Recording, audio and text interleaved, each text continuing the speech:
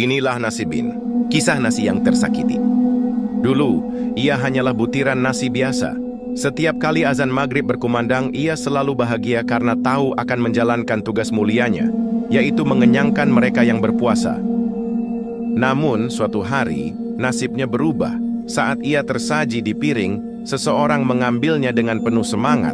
Tapi setelah 2 gigitan, orang itu bersandar, mengelus perut, dan berkata, "Aduh, kenyang banget, udah, buang aja nasinya."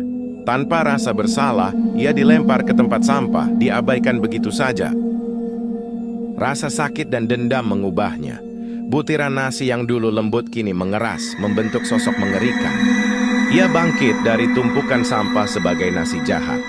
Makhluk yang muncul setiap kali ada yang membuang nasi dengan semena-mena. Matanya membara, kakinya kokoh, siap menghantui siapapun yang tak menghargai makanan. Hi, takutnya!